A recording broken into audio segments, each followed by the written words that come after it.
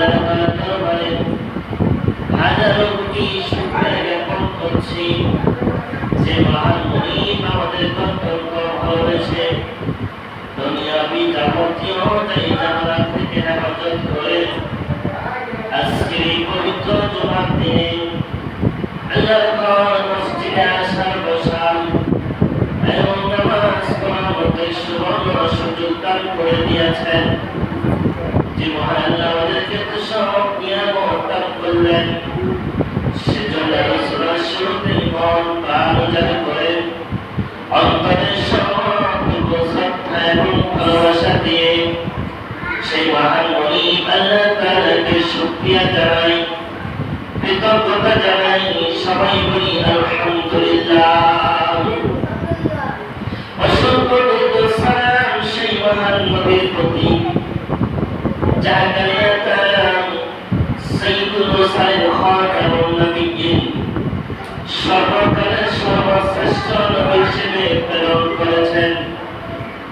সম্মানিত হাজিরিন, আমি আপনাদের সম্মুখে সূরা সাফের 9 নম্বর আয়াত তেলাওয়াত করেছি। রাসূলের বর্ণিত হাদিস থেকে একটি হাদিস পাঠ করেছি। আল্লাহ তাআলা তৌফিক দান করে এখান থেকে কিছু কথা বলবো। মা তৌফিক ইল্লা বিল্লাহ। আল্লাহ তাআলা সূরা সাফের 9 নম্বর আয়াতে শুরুতে বলছেন, ওয়াল্লাযী আরসালা রাসূলাহু বিল হুদা ওয়া দীনিল হক লিইয়ুযহিরাহু আলাদ দীনি কুল্লিহি ওয়ালাউ কারিহাল মুশরিকুন। আল্লাহ তাআলা বলেন, ওয়াল্লাযী, তিনি সেই মহান সত্তা, আরসালা রাসূলাহু বিল হুদা, যিনি তার রাসূলকে প্রেরণ করেছেন হেদায়েত, ওয়া দীনিল হক, এবং সত্য দিন সহ, লিইয়ুযহিরাহু আলাদ দীনি কুল্লিহি, সকল দিনের উপরে ইসলাম ধর্মকে, এই দিনকে বিজয়ী করার জন্য।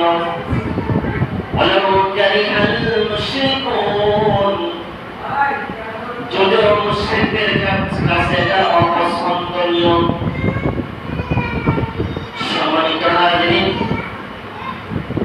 আল্লাহ তাআলা বিশ্বনবীকে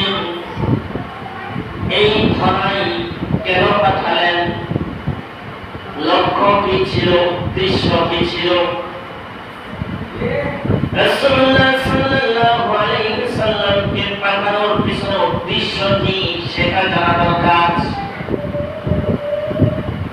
রাসূলুল্লাহ সাল্লাল্লাহু আলাইহি ওয়াসাল্লামকে মানা দরকার, তাহলে আগে জানতে হবে কেন তিনি পাঠিয়েছেন রাসূলকে। রাসূলকে পাঠানোর লক্ষ্য উদ্দেশ্য কি ছিল, এটা জেনে তার উপরে আমল করব, তার উপরে মানব, আগে জানা দরকার। রাসূলকে আমরা ভালোবাসি, রাসূলকে আমরা অনুসরণ করি, এটাই উম্মতের উপর ফরজ আইন করাই লাগবে। আমাদের কর্ম রাসূলের কর্মের সাথে মিল হওয়া লাগবে, অর্থাৎ রাসূলের চিন্তাধারা যেমন ছিল আমাদের চিন্তাধারাও তেমন হওয়া লাগবে। রাসূলের কর্ম যেমন ছিল আমাদের কর্মটাও এমন হওয়া লাগবে। রাসূলের কাজ যাহা ছিল আমাদেরও কাজ তাহা হওয়া লাগবে। রাসূলুল্লাহ সাল্লাল্লাহু আলাইহি ওয়াসাল্লাম যখন যেটা যেইভাবে করেছেন আমাদেরকে ওই কাজটা এইভাবে করা লাগবে। রাসূল যেভাবে বলেছেন আমাদেরকে ওইভাবে করা লাগবে। রাসূলের বাহিরে কেউ কোনো কাজ করার অধিকার আমাদের কারো নাই। কারণ আল্লাহ তাআলা যখন বান্দা আমলনামাগুলো হিসাব করবেন, দেখবেন, দেখার সময় আল্লাহ তাআলা বান্দার আমলনামাগুলো রাসূলের আমলের সাথে রাসূলের সিস্টেমের সাথে মিল করে দেখবেন যে বান্দা যে আমলটা করেছে যে কাজটা করেছে এটা রাসূলের সাথে সিস্টেমে মিল আছে কিনা।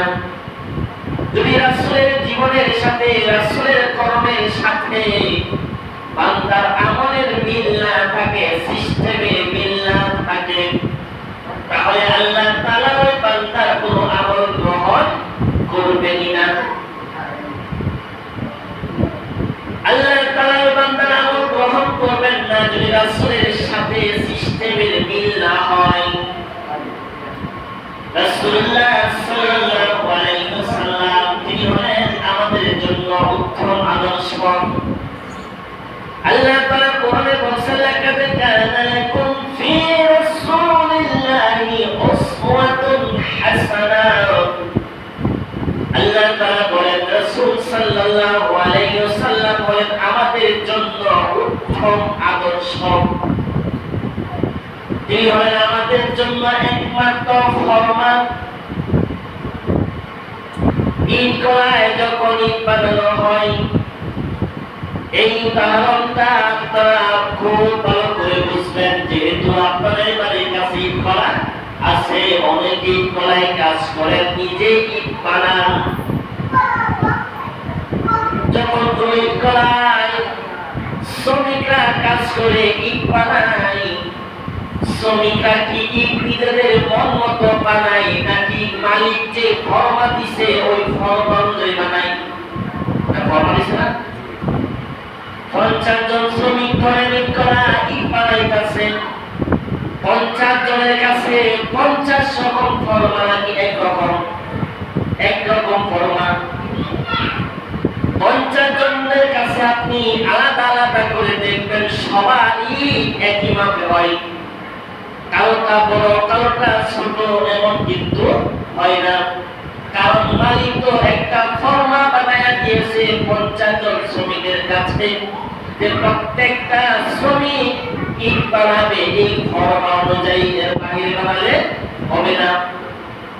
যদি 50 জন 50 রকমের ফরমা নিয়ে ঈদ বানায়, কেউ ছোট কেউ লম্বা কেউ এভাবে সেটটা হয়ে গেল, তাহলে কিন্তু ঈদ হবে না। ওই মাটি ভরাতে ভরাতে ঈদ হবে না, এটা হবে ধোয়া মাটি। ওই ঈদ মানুষের কোনো কল্যাণের কাজে আসবে না, জাতির কোনো উপকারে আসবে না, বরং ক্ষতি হবে, অর্থের ক্ষতি, সময়ের ক্ষতি, তারপরে পরিবেশ দূষণ হয়, গাছপালা জন্মায় না। এখন যদি ওই মালিকের ওই যে ফরমা আছে ওই ফরমা অনুযায়ী না বানাই, ঈদ যেমন কোনো কাজে লাগবে না, ঠিক তো আল্লাহ তাআলা পৃথিবীতে যত নবী রাসূল পাঠিয়েছেন প্রত্যেকটা নবী রাসূলকে ওই ফরমার মতো বানায়া দিয়েছেন।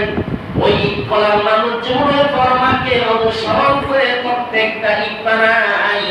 দুনিয়ার প্রত্যেকটা মানুষ রাসূলের ফরমান মতো অনুসরণ করে জীবন চালাতে হবে। রাসূলুল্লাহ সাল্লাল্লাহু আলাইহি ওয়াসাল্লাম আল্লাহর জন্যই পাঠিয়েছেন যে মনের মতো আপনি ইসলাম মানবেন, রাসূলকে আপনার নিজের খুশি মতো অনুসরণ করবেন, এই সিস্টেম আল্লাহ ইসলামে রাখে নাই। আল্লাহ রাসূলকে বিস্তারিত একটা ফরমা দিয়েছেন, একটা সিস্টেম দিয়েছেন, ওই সিস্টেম অনুযায়ী মানা লাগবে।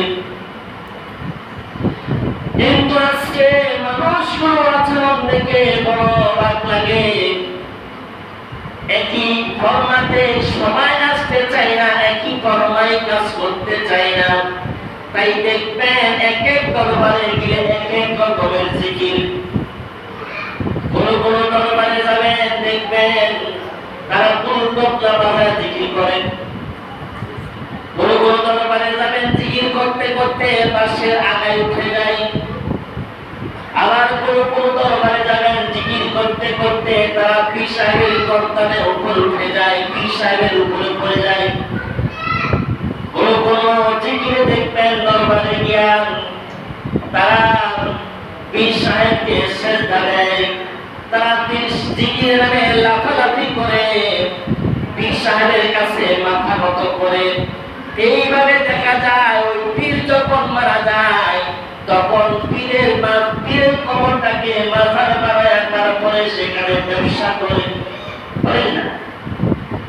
এই যে সিস্টেমটা এক এক জায়গায় এক এক সিস্টেম হওয়ার কারণ কি? রাসূল তো একজন, ওনার ফরমাত একটা, সিস্টেম তো একটা। ইট কলায় যেমন ইট বানালে সব একরকম হয়, তাহলে ইসলামের মাঝে 50 জনের কাছে গেলে 50 রকম হবে কেন? রাসূলের ফরমার সাথে সিস্টেমের সাথে মিলতে না কেন? এক এক দরবারে গেলে এক এক সিস্টেম কেন হয়? এক দরবারের সাথে আরেক দরবারের নিয়ম পদ্ধতি মিলে না। আপনি মেজবান্দার যাবেন, কে দেখবেন মেজবান্দারে যেইভাবে ইসলাম মানে, আপনি ওই দেওয়ান বাচ্চার কে দেখবেন ওখানে ওই সিস্টেম ইসলাম মানে না, এদের কাছে ভিন্ন রকম ইসলাম। আপনি ওই দেওয়ান বাচ্চা আসা আবার যান আক্রোশী গিয়া দেখবেন তাদের ইসলাম মানার সিস্টেম আমার দেওয়ান বাড়ির সাথে মিলে না, তাদের ভিন্ন রকম। আক্রোশী থেকে আসা আপনি যান, ও চরমনায় ইসলামের সাথে আবার ওই আক্রোশী ইসলাম মিলে না। এইভাবে এক এক দরবারে এক এক রকমের ইসলাম। তার মানে হলো মানুষগুলো, প্রত্যেকটা মানুষ ওই ইসলামের নির্ধারিত যে ফরমা আছে ওই ফরমায় সবাই নিজেকে ঢোকাতে চায় না। সবাই যার যার জায়গা থেকে ইসলামকে ব্যবহার করে, তারা নিজেরা স্বার্থ হাসিল করে ইসলামকে নিয়ে ব্যবসা করে। ইসলামকে ইসলামের জায়গায় রেখে সবাই ইসলামের ফরমায় ঢুকতে চায় না।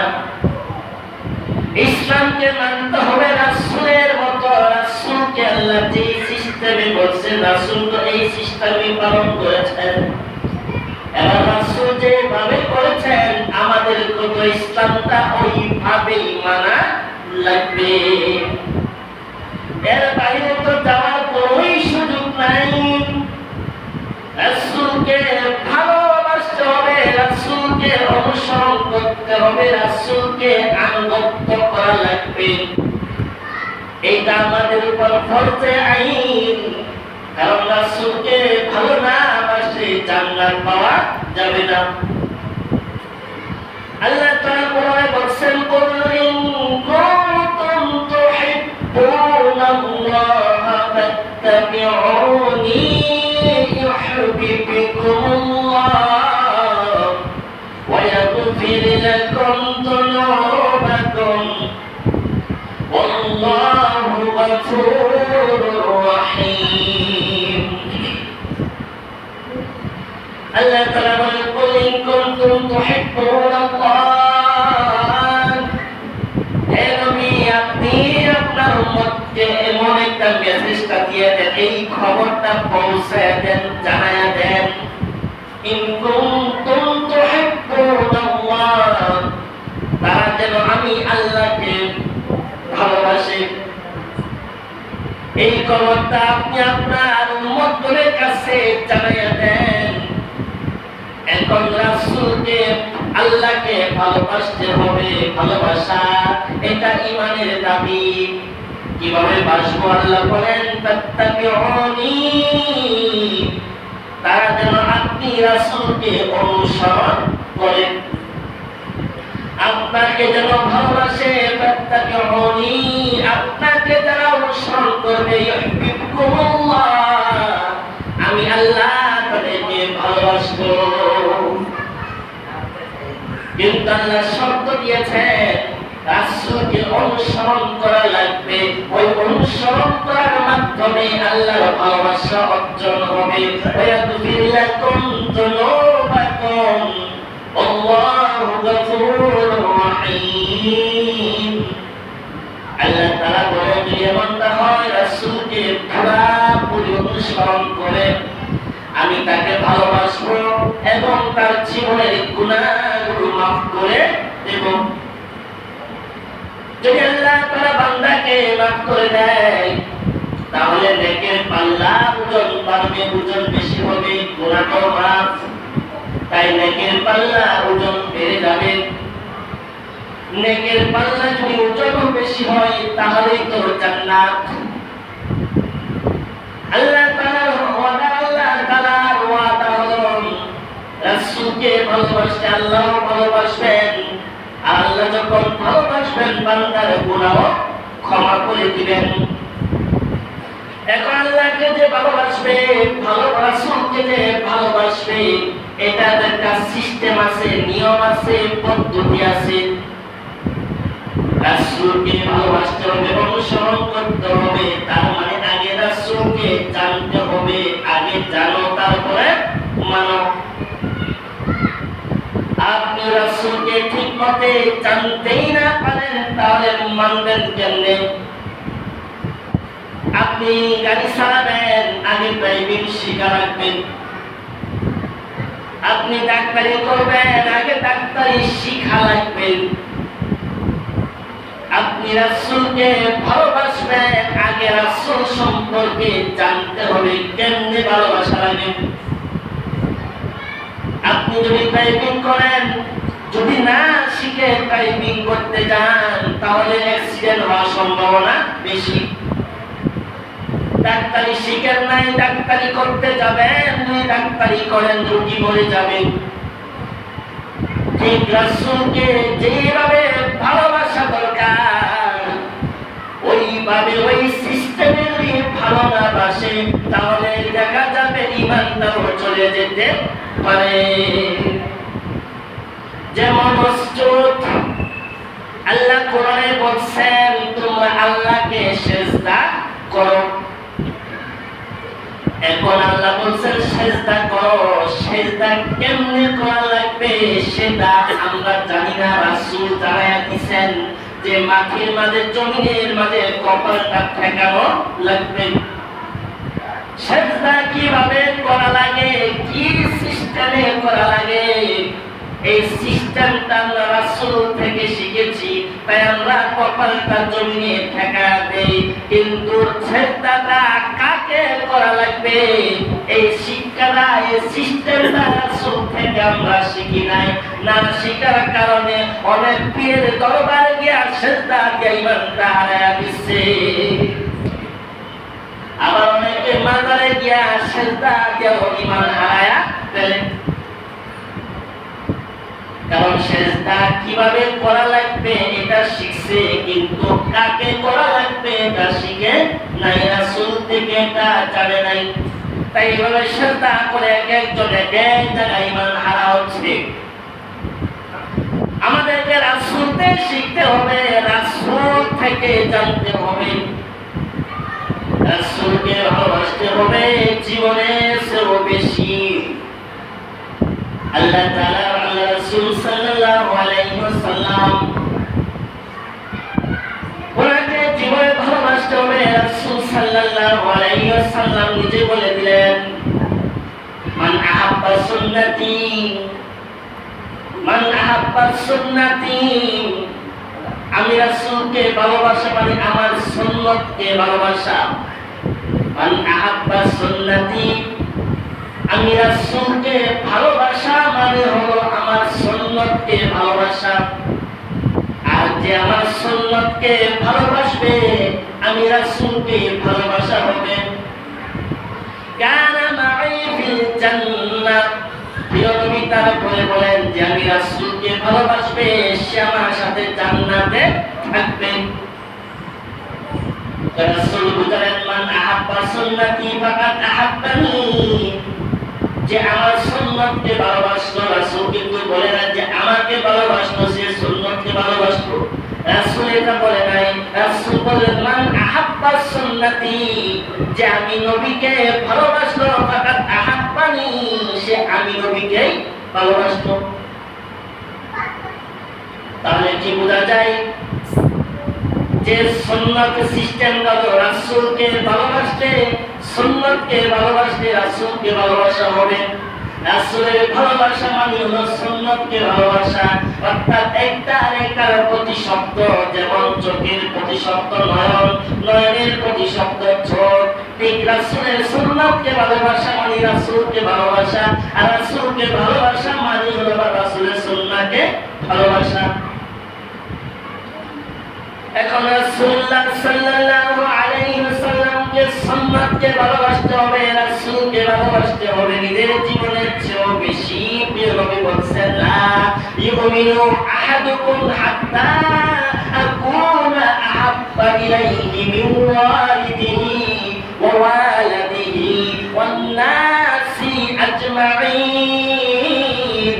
প্রিয় নবী বলেন, দুনিয়ার মানুষ শুনো, তোমরা ততক্ষণ পর্যন্ত মুমিন হতে পারবে না যতক্ষণ পর্যন্ত আমি রাসূলকে তোমার নিজের পরিবার পরিজন যারা আছে, সন্তান সন্ততি মা বাবা এবং দুনিয়ায় যত মানুষ আছে সব মানুষের চেয়েও এবং নিজের জীবনের চেয়েও যতদিন পর্যন্ত রাসূলকে বেশি ভালো না বাসবে ততদিন পর্যন্ত তোমরা মুমিন হতে পারবে না। এখন রাসূল সাল্লাল্লাহু আলাইহি ওয়াসাল্লামকে ভালোবাসতে হবে সবার চেয়ে বেশি। আমরা তো এখন অমুকের ভালোবাসা, অমুকের আদর্শ মানি, অমুক আমার আদর্শ, অমুক নেতা আমার আদর্শ, অমুক নেতা আমার দলের নেতা, এটা আমার আদর্শ, এটার নাম ভালোবাসা না। রাসূলকে ভালোবাসতে হবে সব নেতা চেয়েও বেশি। রাসূলের উপরে কাউকে ভালোবাসা যাবে না, নিজের জীবনের চেয়েও বেশি ভালোবাসতে হবে। এখন রাসূলের উপর রাসূলকে ভালোবাসা বড় ফরজাইন, ওনাকে অনুসরণ করতেই হবে, ভালোবাসতে হবে। কেমনে ভালোবাসবেন? রাসূল তো এখন এইভাবে নাই, সরাসরি উপস্থিত নাই। যদি তিনি উপস্থিত থাকতেন তাহলে আমরা কি করতাম? দৌড়াইয়া মদিনায় চলে যেতাম। সৌদি বাদশাহ আমাদেরকে বিছানা দিত, আমরা হেঁটে হেঁটে চলে যেতাম, সমুদ্র পাড়ি দিতাম নৌকা করে, মরুভূমি হেঁটে হেঁটে মদিনায় চলে যেতাম। রাসূলের কাছে গিয়া রাসূলের হাতে চুমুতে হাত করে দিতাম, পকেটে রুমাল বের করে রাসূলের কপালে মুখাম মুছে দিতাম, নিজের গায়ে জামাটা করে রাসূলের পায়ের ময়লা মুছে দিতাম, ধুলাবালি মুছে দিতাম। কিন্তু রাসূল তো নাই। হযরত তালহার মতো আমরা নিজের বুকটাকে রাসূলের সামনে দাঁড়ায়, তীরের সামনে আমরা কি করতাম? বুকটা পেটে দিতাম। হযরত তালহার মতো কাফেররা যদি তীর নিক্ষেপ করে আমরা রাসূলের সামনে বুকটা পেটে দিতাম তীরের জন্য, আমাদের বুকে তীর মারা রাসূলের বুকে নয়, এইভাবে ভালোবাসতাম। কিন্তু এইভাবে ভালোবাসার তো সুযোগ নাই, কারণ রাসূল সরাসরি নাই। কিন্তু রাসূলকে তো ভালোবাসা ফরজ। কেমনে ভালোবাসবেন? ভালোবাসার এখন সিস্টেম, পথ হলো পুরা জীবনে রাসূলের অনুসরণ করা। এইটাই হলো রাসূলের ভালোবাসা। রাসূল যা করেছেন, যা করে গেছেন তা আমরাও করব, আমার জীবনে এগুলো ফিট করব। এটাই হবে রাসূলের ভালোবাসা। কিন্তু এখন ওই ভালোবাসা নামে অনেক রকম দেখা যায় শেখে রাসূল লিখে বড় বড় ব্যানার টাঙ্গায়া দিছে, এবং দেখা যায় পোস্টারিং করছে, নিজের নামের আগে আশিকে রাসূল লিখছে, রাসূলের ভালোবাসা প্রকাশ করে দিয়েছে। নিজের নামের আগে সুন্নি নাম দিয়া নিজকে প্রমাণ করে দিয়েছে, ভালোবাসা প্রকাশ করে দিয়েছে। আর নিজের নামের আগে সুন্নি, আমি রাসূলকে ভালোবাসি, এটার নাম ভালোবাসা নয়। এবং দেখা যায় রাসূলের ভালোবাসার নামে সুন্নি নাম দিয়া একদল লোক দেখা যায় রাসূলের প্রকৃত উম্মাহ, যারা প্রকৃত ওয়ারিস আলেমদের বিরোধিতা করে। এবং আপনি লক্ষ্য করে দেখবেন যারা নিজকে সুন্নি দাবি করতেছে, ওই যে দেখা যায় রবিউল আউয়াল মাস যখন আসে, তারা রবিউল আউয়াল মাসে মিছিল মিটিং করে, সিন্নি বিরানি খায়, জিলাপি মিষ্টি খায়, মিলাদ কিয়াম করে, মিলাদুন নবী পালন করে, মনে করে এটাই মনে হয় রাসূলের ভালোবাসা। আমরা রাসূলের ভালোবাসা প্রকাশ করে দিয়েছি। এই জন্য লক্ষ্য করে দেখবেন, যারা নিজকে সুন্নি দাবি করে আমি সুন্নি, আমার মধ্যে রাসূলের ভালোবাসার অভাব নাই, কে দেখবেন মুখে দাড়ি নাই, এমন সুন্নিও দেখা যায় যারা নামাজ পড়ে না। আবার এমন সুন্নিও দেখা যায় নিজকে সুন্নি দাবি করে বটে, কিন্তু কে দেখবেন গাঁজা টানে। এমন সুন্নিও আছে নিজকে সুন্নি দাবি করে কিন্তু গাঁজা টানে, বিড়ি টানে, নামাজের খবর নাই, দাড়ির খবর নাই, নিজকে সুন্নি দাবি করে। এবং লক্ষ্য করে দেখবেন, যারা নিজেকে সুন্নি দাবি করে তাদের মাঝে সুন্নতের কোনো কিছু নাই, দাড়ি নাই, টুপি নাই, নামাজ নাই, গাঁজা টানে, এমন সুন্নিও আছে। কিন্তু যাদের মধ্যে সুন্নতের কোনো অভাব নাই, মাথায় টুপি, গায়ে পাঞ্জাবি, মুখে দাড়ি, নামাজ মিস করে না, হালাল হারাম মেনে চলে, তাদেরকে ওয়াহাবি বলে গালি দেয়। যাদের মধ্যে সুন্নত নাই তারা কয় আমি সুন্নি, আর যারা সুন্নত ছাড়ে না, জীবনটা সুন্নতে ভরপুর, তাদেরকে ওয়াহাবি বলে গালি দেয়। এইটাকে বলে সুন্নি। সুন্নি হবে সে যে রাসূলের সুন্নতের বাইরে একটা সেকেন্ড জীবন চালাবে না, এই হবে সুন্নি। এবার রাসূলুল্লাহ সাল্লাল্লাহু আলাইহি ওয়াসাল্লাম ওনার কর্মের সাথে, ওনার কথার সাথে, ওনার কাজের সাথে আমাদের মিল হওয়া লাগবে।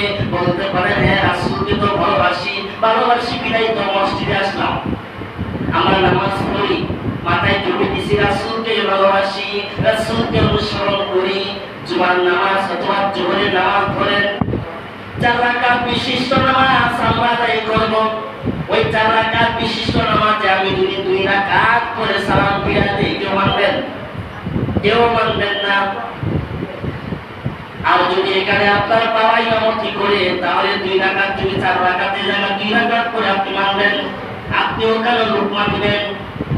যদি ওখানে আপনার পীর সাহেব দাঁড়ায় নামাজ পড়ে, 4 রাকাত বিশিষ্ট নামাজে 2 রাকাত করে সালাম ফিরিয়ে দেয়, আপনি লুকমা দিবেন যে না, এটা না, রাসূল তো 4 রাকাত পড়ছে, তাই রাসূলের সিস্টেমে পড়া লাগবে। রাসূলের সিস্টেমের বাইরে আপনি আপনার পীরকেও মানেন না, আপনার বাবাকেও মানেন না, ইমামকেও মানেন না। মসজিদে ঢুকছেন, ডান পা দিয়ে ঢুকছেন, রাসূলের সুন্নাহ, আপনি বের হয়েছেন ঠিক তদ্রুপ বাম পা দিয়ে বের হয়েছেন, রাসূলের সুন্নাহ, রাসূলের সুন্নাহ মানতেছেন। তার মানে রাসূলের সুন্নাহকে আমরা শুধু মসজিদে শুধু মানি, কিন্তু মসজিদের বাইরে রাসূলের সুন্নাহ মানি না। রাসূলুল্লাহ সাল্লাল্লাহু আলাইহি ওয়াসাল্লাম শুধুমাত্র কি মসজিদের ইমাম ছিলেন? উনি শুধু মসজিদের ইমাম ছিলেন না, বরং তিনি মদিনা নামক রাষ্ট্রের প্রেসিডেন্টও ছিলেন। মসজিদের ইমাম, দেশের ইমাম, এবং আদালতের মাঝে তিনি প্রধান বিচারপতি। যুদ্ধের মাঠে 27টা যুদ্ধের মাঠে তিনি হলেন প্রধান বিচারপতি। তাহলে প্রিয় নবী শুধু মসজিদের কয়েকটা বিষয় পালন করে ইসলাম শেষ, এখানেই শেষ করে নাই, এটাই দায়িত্ব শেষ মনে করে নাই। ইসলামিটা কমপ্লিট, ইসলাম পরিপূর্ণ জীবন বিধান।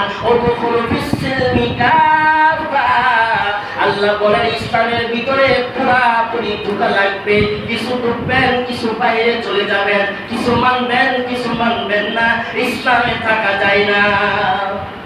ইসলামে পুরাপুরি ঢোকা লাগে, ইসলামের ভিতরে পুরাপুরি থাকা লাগবে।